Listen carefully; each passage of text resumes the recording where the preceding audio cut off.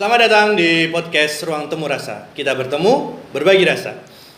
Hari ini kita bakal ngobrol sama Regina Maria Nova. Aku sebenarnya panggilannya itu Nova, tapi aku lebih nyaman manggil dia Regina.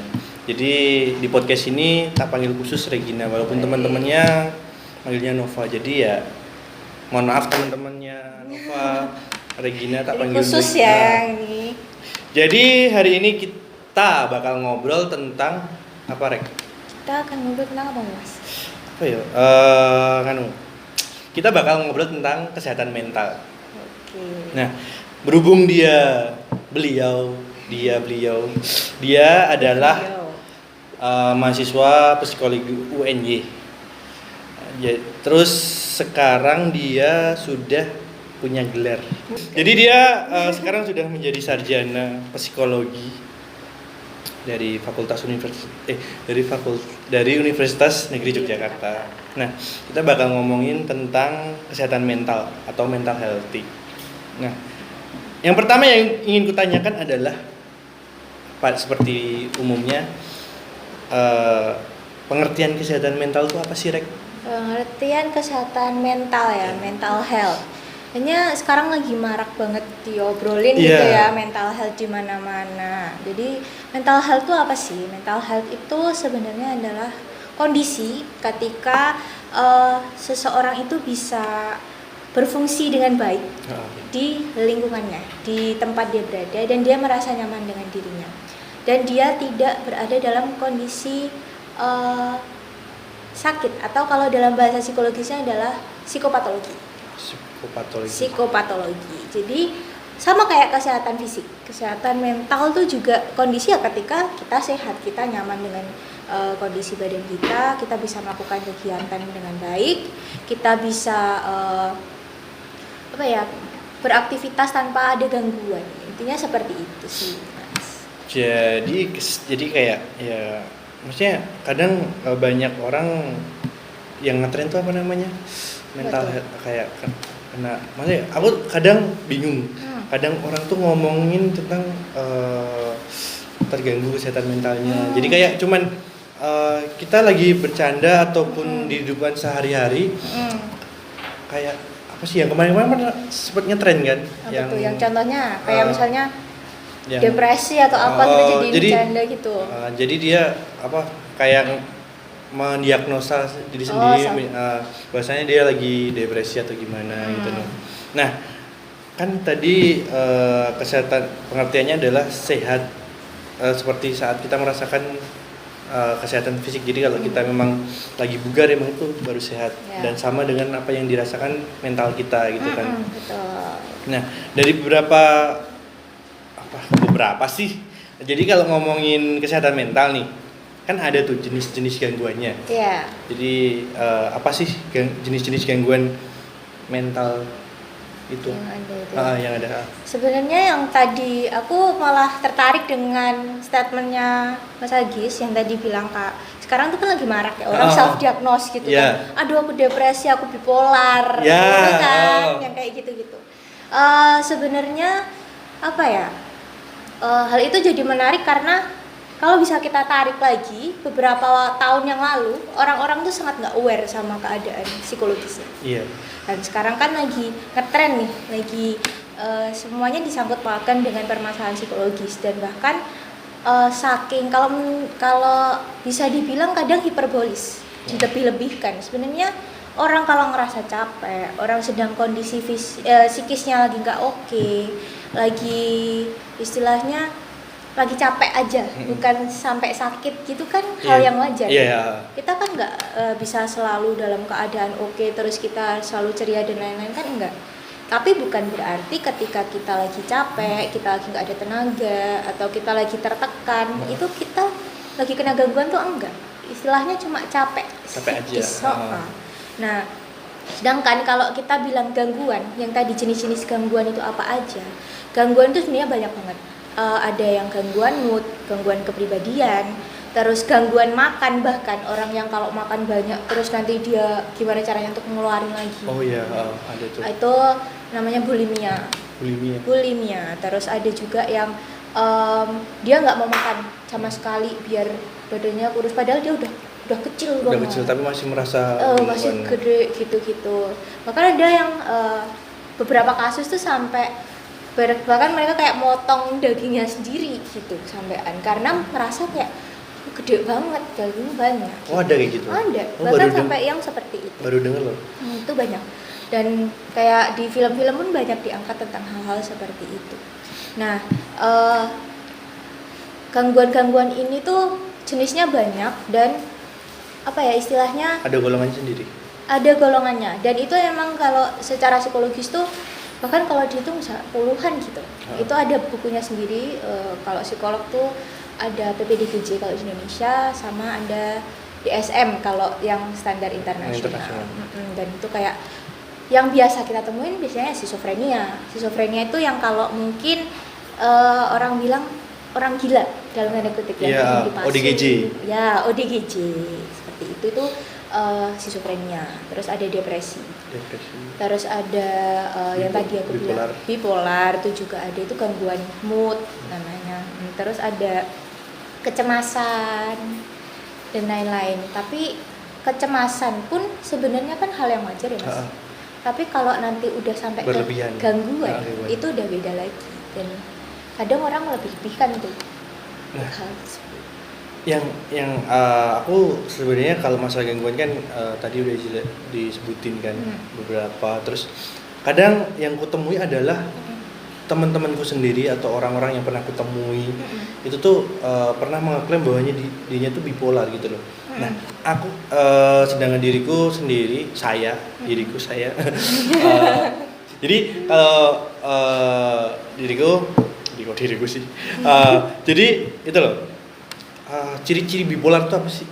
Ciri-ciri soalnya bipolar. Paling umum kan gangguan paling sering kita temui adalah bipolar yang mereka diagnosa entah itu dari tenaga medis ataupun diri sendiri, tapi yang nggak tahu. Jadi apa sih yang paling terlihat gitu loh? Sebenarnya kalau misal yang paling banyak ditemui itu sebenarnya depresi, kecemasan itu kayak cukup banyak gitu ya. Tapi kalau bipolar sendiri itu kan orang-orang mengidentifikasikannya dengan mood yang berubah-ubah. Padahal ada istilah moody ya. Kan orang yang gampang-gampang berubah tuh. Bentar nanti ada apa dikit kita jadi kesel. Terus nanti habis itu ya udah biasa lagi. Kalau bipolar sendiri itu dia ada fasenya, fase ketika dia sangat senang, dan ketika dia sangat terpuruk gitu. Oh, jadi kayak apa ya? Jadi dia kalau pas seneng banget, jadi pas kalau sedang lagi sedih bisa sedih banget. Iya betul, ada fase seperti itu, dan itu nggak ada triggernya. Nggak ada triggernya. Jadi nanti emang ada perubahan mood yang sangat signifikan. Kan beda kalau orang moody ya Mas. Kalau moody kan kayak pasti ada triggernya. Kita datang ke tongkrongan, ada yang ngeselin, kita jadi kesal. Itu hal yang wajar gitu. Tapi kalau misalnya bipolar tuh nggak kayak gitu, dan nggak secepat itu juga berubahnya, nggak yang dalam satu jam gitu, enggak. Nanti berlangsungnya bisa beberapa hari atau beberapa minggu, atau yang bisa pokoknya lama sih kalau waktunya, nggak yang satu jam berubah itu. Kalau ini aku tadi kan tanya bipolar ya. Kalau bipolar tuh bisa sampai nyakitin diri sendiri nggak sih? Bipolar itu jadi, bisa ada tendensi ke situ ketika di fase yang tadi aku bilang yang di bawah itu, ketika dia melankolis, rasa melankolis sedih kayak gitu ada tendensi bisa ke situ. Terus yang pertama tadi apa? Apa tuh? Bulimia? Bukan, yang pertama. Apa? Schizophrenia. Schizophrenia. Aku susah buat mengungkapkan. Schizophrenia. Itu tuh sama itu gangguan mental. Jadi kan tadi ngomong sampai dipasung. Jadi kayak ODGJ itu sebenarnya hampir mirip sama gangguan jiwa nggak sih? Itu sudah termasuk gangguan kejiwaan. Schizophrenia itu sudah termasuk gangguan jiwa. Iya, dia sudah masuk ke gangguannya. Jadi emang harus ditangani oleh profesional. Oh gitu. Terus dari schizophrenia, depresi, terus bipolar. Yang sebenarnya kalau teman-teman remaja sendiri paling lebih ke depresi ya, atau yang sering ditemuin. Sebenarnya aku emang nggak terlalu update ya untuk data-data yang ada. Tapi sebenarnya yang seingatku terakhir kali aku baca, emang yang cukup banyak itu adalah depresi dan anxiety atau kecemasan. Yang dua itu. Dan itu sebenarnya ada tingkatannya Mas. Ada depresi sedang, ada depresi ringan, ada depresi berat. Untuk yang sampai nanti berat sendiri itu nanti bisa sampai impactnya ya self harm, ngurek kain tangan. Oh itu. Yang nyayat tangan. Itu kecemasan ya? Itu depresi. Depresi. Terus tapi belum tentu bipolar kan? Belum tentu. Jadi kalau misalnya mau dibilang gangguan ini tuh pasti ini tuh enggak. Jadi kadang tuh kayak mix gitu loh. Bahkan ketika nanti datang ke psikolog pun harus ada banyak step yang dilalui untuk menentukan apakah dia itu beneran sakit ini atau ini.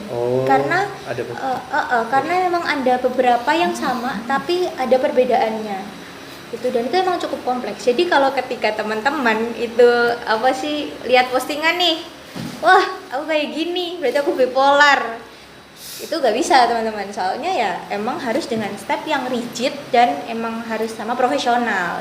Jadi kita untuk mendiagnosis itu harus melalui pemeriksaan medis ya? Iya betul. Soalnya kan fenomena yang terjadi di teman-teman remaja terutama itu kan kadang misalnya kita sakit ini terus kita searching nih, jadi ada tanda-tanda nih gini dan pasti kan kalau gangguan mental kan mesti ada mirip-mirip, tapi ada beberapa yang cuman bisa dicek melalui medis. Betul. Jadi mereka tuh cuman kayak melihat gambaran kasar terus mereka mendiagnosis bahwa jenisnya bipolar, padahal itu cuman mungkin depresi atau kecemasan berlebih ya. Iya, sama sebenarnya nih kalau misalnya teman-teman pernah nge-search di Halodoc dan kawan-kawannya, sebenarnya cuma misalnya ternyata sakit panu gitu kan, tapi ketika search itu keluarnya kanker kulit yang seperti itu, tumor kulit dan lain-lain sebagainya.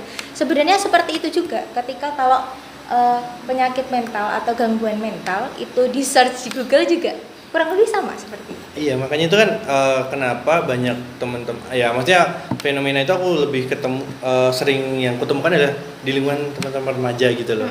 Jadi kayak mereka sudah mendiagnosis diri bahwa dia mengalami gangguan mental ini, padahal sebenarnya enggak gitu loh. Iya, betul sekali. Terus itu kan tadi ngomongin tentang beberapa jenis-jenis juga ya. Nah, gangguan mental kan ada beberapa jenis nih.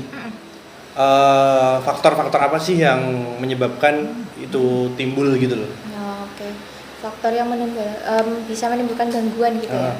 Sebenarnya ada 3. Kalau mau dibikin simpel tuh ada 3. Biopsikososial. Apa itu? Biologis, psikologis, dan sosial. Biopsikososial. Iya.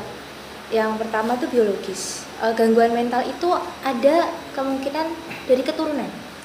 Oh, bisa. Bisa. Beberapa gangguan mental itu bisa diturunkan melalui gen. Jadi kayak karakter ya? Bukan karakter sih, sama kayak misalnya orang yang diabetes, orang yang punya tensi tinggi ya, hipertensi, dan lain-lain, itu kan juga diturunkan melalui gen. Sama dengan gangguan mental. Beberapa gangguan mental itu juga bisa diturunkan melalui gen dari orang tuanya. Terus yang kedua itu dari psikisnya.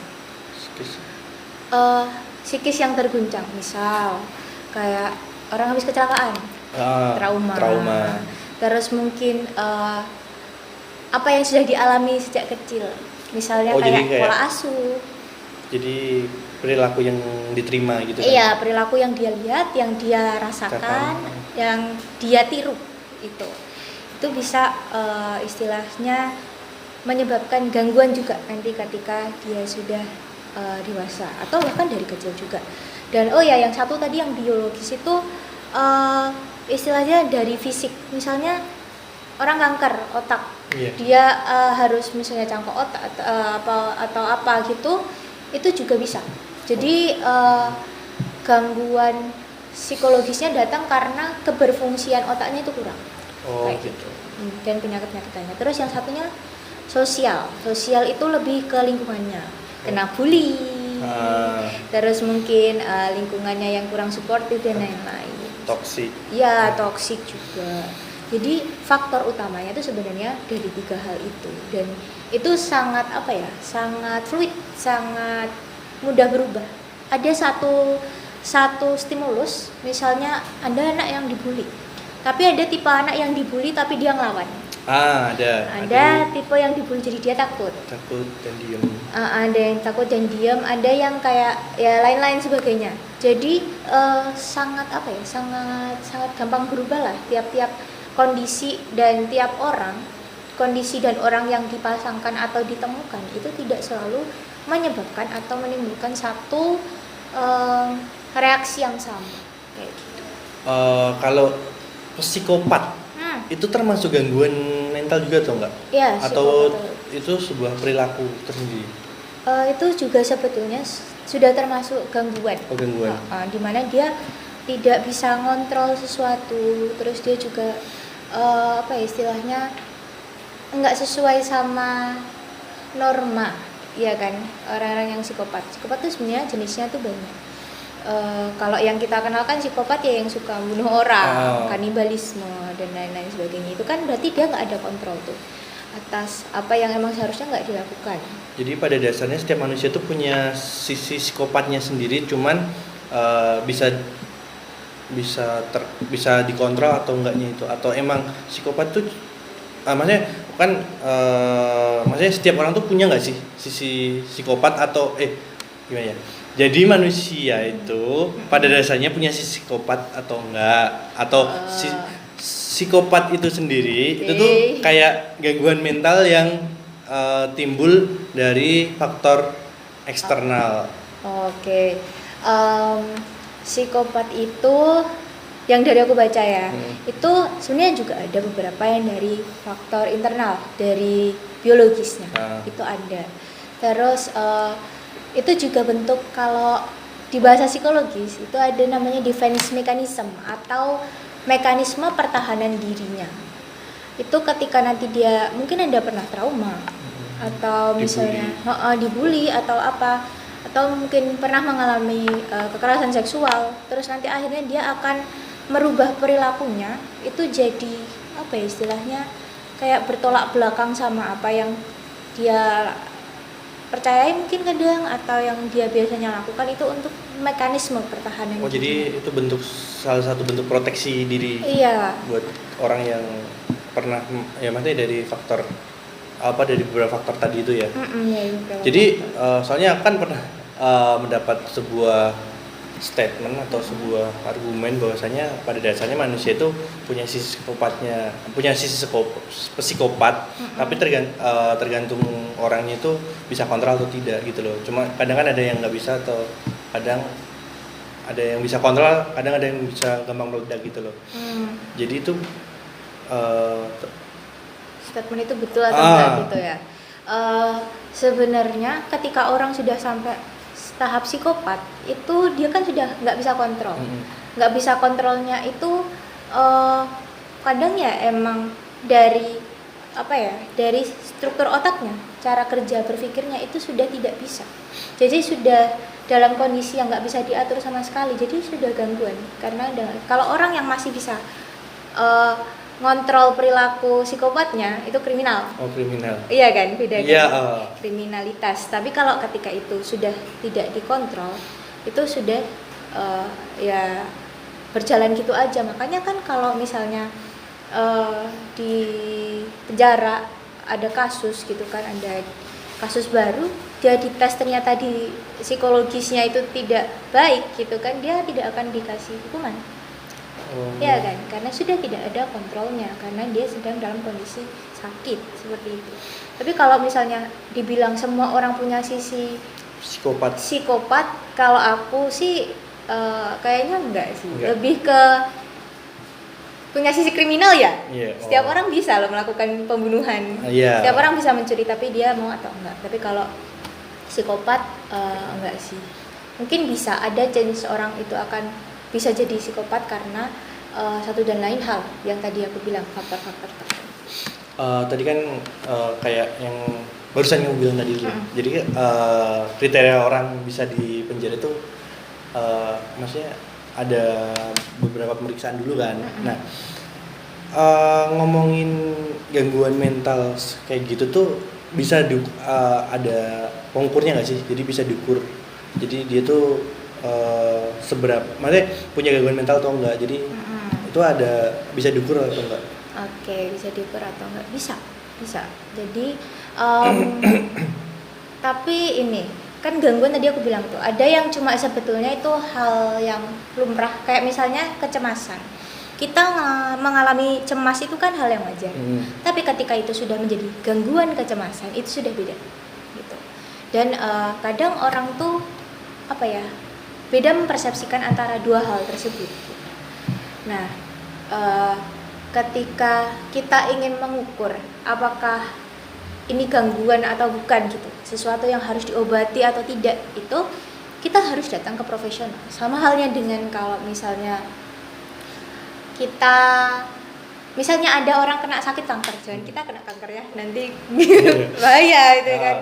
Ke penyakit kanker gitulah. Contoh. Penyakit kanker. Kita nggak akan tahu itu kanker, itu tumor atau itu ternyata cuma sakit apa gitu kan. Kalau kita nggak datang ke profesional untuk dilihat menggunakan alat-alat yang ada, istilahnya seperti itu. Sama kayak patah tulang juga. Iya. Nah, sama. Ketika gangguan itu kan hal yang sudah serius berarti. Itu memang harus datang ke psikolog. Dan di sana itu pun istilahnya stepnya itu banyak. Nggak bisa kan kadang ada tuh psikolog tuh peramal gitu kan. Lihat langsung tahu penyakitnya. Oh, tidak bisa gitu. Jadi emang harus datang, nanti ada namanya asesmen, nanti kita diobservasi juga, lalu diproses apakah benar ini gangguannya yang ini atau ternyata itu bukan gangguan, atau mungkin itu hanya kecemasan biasa atau itu perilaku biasa yang lagi tingkatannya lagi tinggi gitu. Itu seperti itu. Tapi kalau misalnya secara umum gitu ya, kita mau kerasa ini aku beres nggak sih gitu kan, atau teman kita atau saudara kita ini beres nggak sih, itu bisa kita istilahnya kita cek dari kalau diri kita sendiri ya. Yang paling penting adalah apakah hal tersebut mengganggu kita dan mengganggu aktivitas kita. Misal gangguan tidur, insomnia. Iya. Susah tidur biasa kan kadang kita juga bisa mengalami susah tidur, ya kan. Tapi ketika itu berjalan cukup lama dan akhirnya itu jadi berimbas sama kehidupan kita, jadi susah fokus, jadi mungkin jadi overthinking ketika malam hari dan lain-lain sebagainya, berarti itu sudah ada yang tidak beres, ya kan. Sudah ada yang tidak beres, berarti itu kita membutuhkan profesional. Dan ketika kita datang ke psikolog itu bukan berarti kita gila, bukan berarti kita itu kan kadang statement itu masih ada ya, bukan berarti kita langsung gila, kita yang parah gitu, enggak. Saya sendiri yang anak psikologi pun kadang saya datang ke psikolog cuma buat apa, buat cerita, Mas, Pak, Bu, saya lagi merasa ini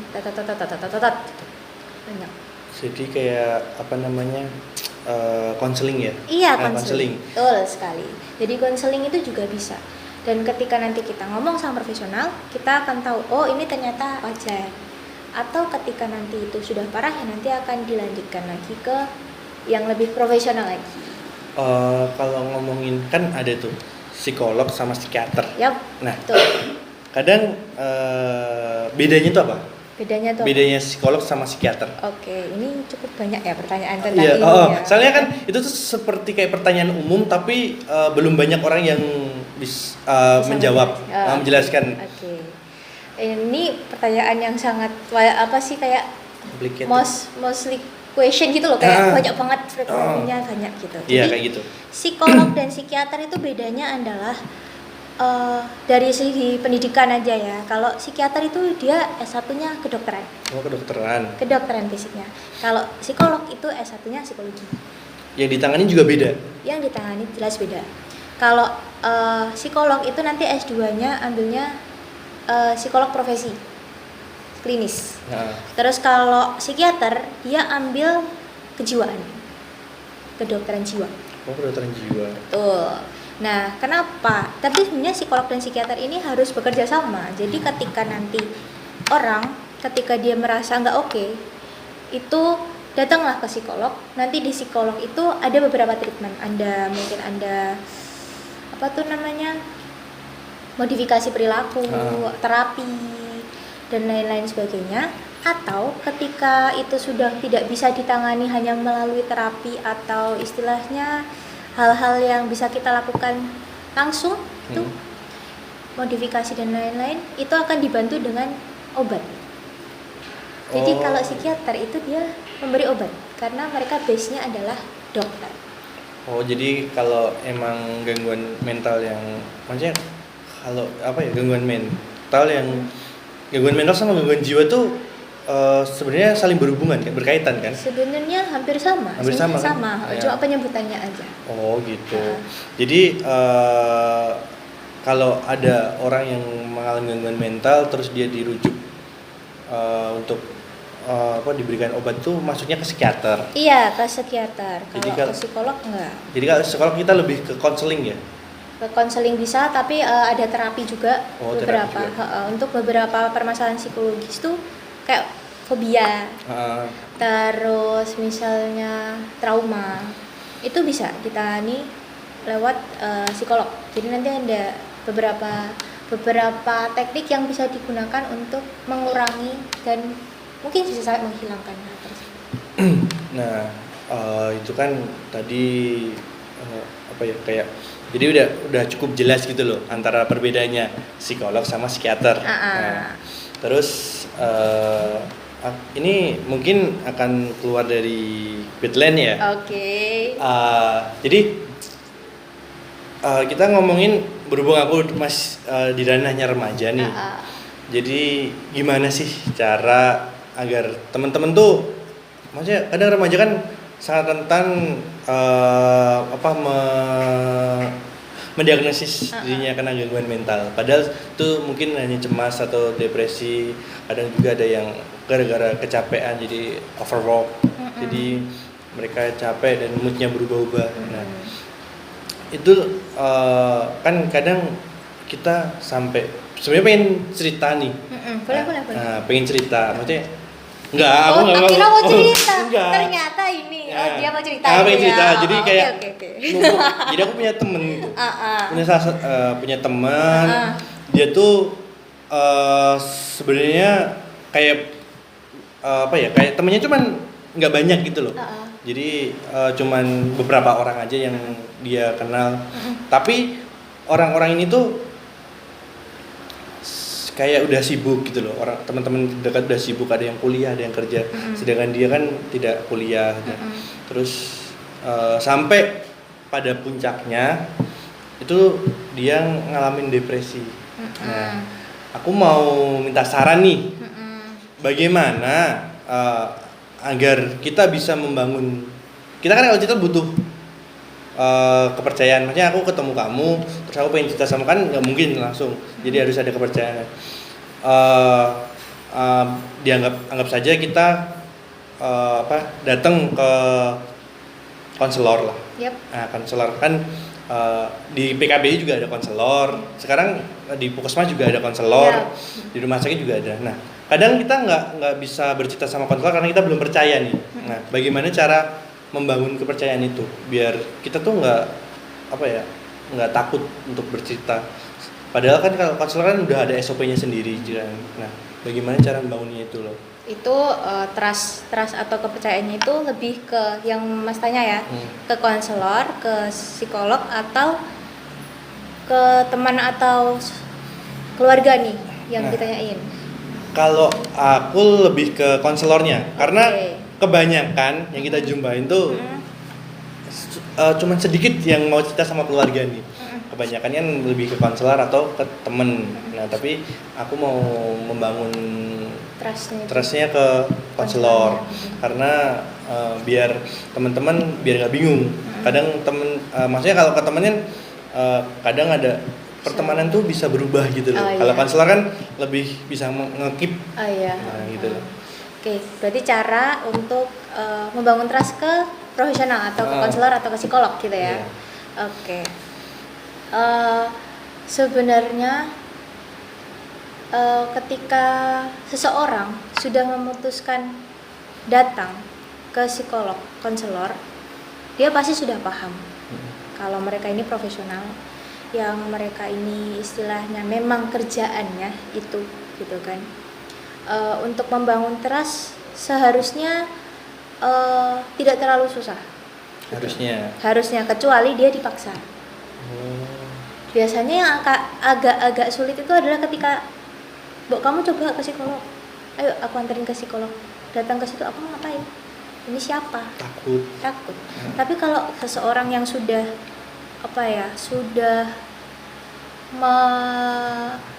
beritikat untuk aku butuh psikolog, aku butuh konselor, aku mau cerita, pasti dia datang langsung ngomong, cerita, untuk mempersingkat waktu, untuk mengeluarkan apa yang sudah dipendam. Itu sih. Itu lebih ke situ kalau menurutku. Untuk membangun trustnya sendiri itu, dia akan membangun trust itu sendiri ketika dia memang sadar aku butuh. Seperti itu. Oh, jadi karena emang dia udah butuh tempat untuk bercerita ya? Biasanya seperti itu. Nah, Rek, aku mau tanya nih. Siap. Tanya lagi. Boleh. Tugas kan bertanya di sini. Menjawab gitu ya, Mas. Nah, apakah orang dengan gangguan mental itu wajib dibawa ke rumah sakit? Oke. Aku pengen tanya lagi sekarang. Aku gantian tanya ya, Mas ya. Oh, jadi kita tektokan gitu ya. Oh, iya. Oke. Kalau orang sakit yang berat, kita ngomong kanker lagi ya. Oke, kita sakit kanker gitu ya. Itu kan penyakit yang sudah istilahnya ganas. Kalau nggak diobati, tambah diobati kan tambah ganas gitu kan. Kalau orang sakit kanker, kalau dia mau bertahan hidup, dibawa ke dokter nggak? Ya tergantung orangnya. Secara umum ya. Secara umum. Berarti kan kalau misalnya ditanya pun orang kena gangguan, namanya sudah gangguan. Berarti ada sesuatu yang tidak on track, nggak normal. Harus dibawa, iya jelas. Karena kalau enggak pasti akan menyebabkan istilahnya gangguan lain di kehidupannya. Pasti impactnya akan banyak, gitu. Seperti itu. Ya kan soalnya gimana ya maksudnya banyak terjadi di lingkungan masyarakat orang yang gangguan mental itu malah dikurung dan kadang untuk dibawa ke dokter menganggap bahwasanya itu akan percuma saja karena menganggap itu tidak akan sembuh gitu loh. Benar.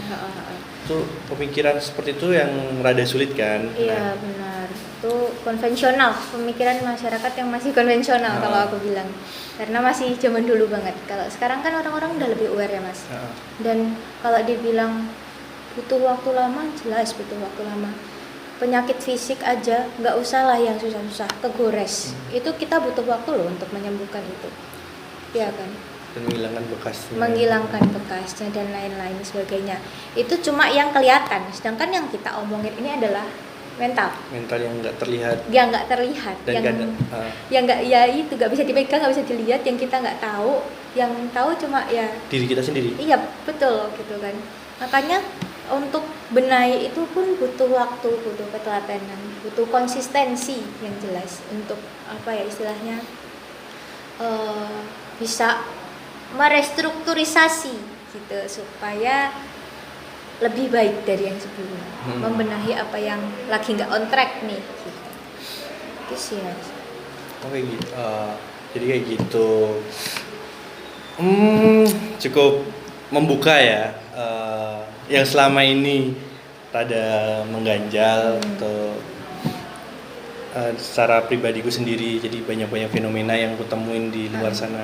Dan ada terima kasih sudah menjawab apa ya, rasa penasaranku tentang Oke. apa sih kesehatan mental gitu. Iya. Ternyata nggak sekompleks itu untuk menentukan bahwa dia itu mengalami gangguan atau tidak. Nah, kita kan tadi udah banyak ngobrol tentang, udah berapa disebutin juga jenis-jenisnya, terus faktornya apa aja. Nah, aku mau minta apa ya, closing statement dari kamu. Closing statement. Jadi kamu kan udah menjawab beberapa banyak pertanyaan dari aku, terus jadi aku mau minta closing statement dari kamu buat teman-teman yang ada di rumah gitu loh. Oke. Closing statement buat teman-teman yang ada di rumah. Kesehatan mental itu adalah hal yang sangat mudah berubah. Dan kesehatan mental itu bukan cuma ngomongin tentang sehat dan tidak. Ada juga bagian tengah-tengahnya, bagian capek. Kalau ketika kita lagi nggak oke, itu bukan berarti kita langsung gangguan tuh enggak. Kalau kita lagi nggak dalam kondisi bagus tuh, kita bukan juga sedang dalam kondisi gila mungkin. Yang penting adalah bagaimana kita tetap menjaga itu dan kita tidak istilahnya enggak mendiagnosa. Kita tidak mendiagnosa diri kita terhadap hal-hal yang kita sendiri nggak tahu. Jadi menjaga kesehatan mental itu adalah hal yang sangat penting dan bukan sembarangan untuk menyatakan kalau kita itu ada gangguan. Dan ingat, kita punya psikolog, kita punya psikiater, apalagi di Jogja. Di Jogja itu sudah banyak psikolog di puskesmas dan ya bisa kita maksimalin hal itu gitu. Jadi yang penting adalah tetap jaga kesehatan mental. Ini yang closing banget ya Mas ya. Kita harus tetap jaga kesehatan mental kita dan nggak apa-apa kok kalau kita ngerasa nggak oke, tapi ingat itu bukan pasti gangguan. Itu aja sih. Oh ya, aku juga mau nambahin nih. Oke, boleh. Jadi buat teman-teman yang emang butuh tempat bercerita atau mengeluarkan unek-uneknya, teman-teman bisa datang ke PKBI Bantul atau ke PKBDI. Jadi di PKBI itu kita juga punya layanan untuk teman-teman yang butuh tempat curhat. Jadi kita punya konselor yang tadi aku bilang. Kita punya konselor, kita punya tenaga kesehatan juga. Jadi buat teman-teman kalau pengen mengakses layanan itu, jadi teman-teman bisa kepoin di Instagramnya pkbi.bantul atau pkbi.diy. Dan PKBDIY juga punya klinik, namanya Klinik Adiwarga. Jadi buat teman-teman yang ingin mengakses layanan kesehatan mental, kesehatan reproduksi, ataupun butuh teman sekedar cerita atau konseling, teman-teman bisa datang atau menghubungin melalui DM Instagram. Sebenarnya ada kontak personnya sebentar. Tidak terlalu hafal, jadi harus melihat contekan. Kita harus memaksimalkan fasilitas yang ada. Iya. Jadi untuk kalau nomor telepon itu apa namanya? Hotline di PKBIDY itu di 0813 8459 5601 atau di 0813 8459 5593. Nah, itu hotline-nya di PKBIDY. Jadi untuk PKBDIY kita udah punya klinik Adiwarga itu di Badran. Jadi buat teman-teman yang ingin mengakses layanan itu bisa langsung ke PKBDIY atau ke Taman Siswa di Youth Center. Jadi terima kasih buat Regina, Marian Nova untuk waktunya. Mohon maaf jika ada salah kata dari saya atau statement yang kurang berkenan dari saya sendiri, Regista Purnakerja dan Regina Maria Nova. kami ucapkan sampai jumpa.